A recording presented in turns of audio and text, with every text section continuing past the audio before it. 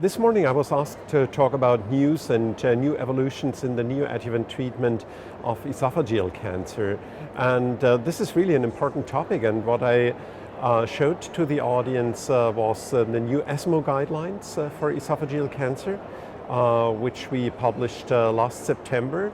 And an important aspect is that we have separate recommendations for esophageal squamous cell cancer and adenocarcinoma.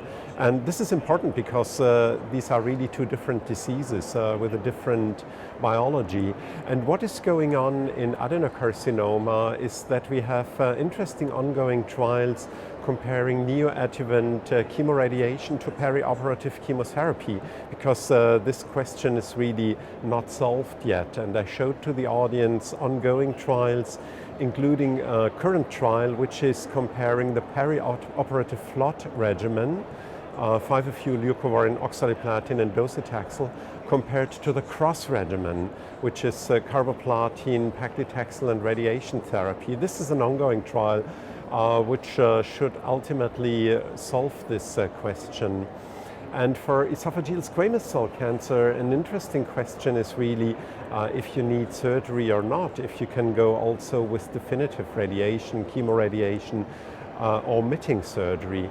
And there is more and more data now about salvage surgery, which is surgery in case that definitive chemoradiation fails, and I showed the current data.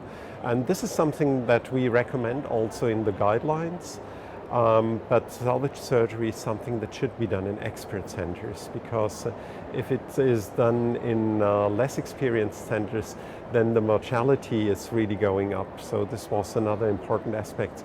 And I also tried to give some insight into new drug regimens, into targeted treatment.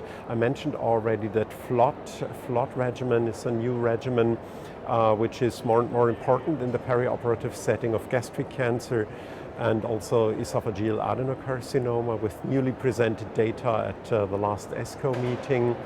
And there are interesting ongoing trials also on HER2 targeted treatment, putting trastuzumab or also trastuzumab and pertuzumab together with chemotherapy into the preoperative, perioperative treatment of esophageal cancer is quite intriguing, and there are several trials in North America, but also in Europe and Asia, which are investigating on that. Last but not least, I mentioned and showed the value of metabolic imaging, implementing FDG PET or other imaging biomarkers into the perioperative treatment setting. And there is a lot of things ongoing, interesting results coming in to stratify populations according to metabolic or functional response.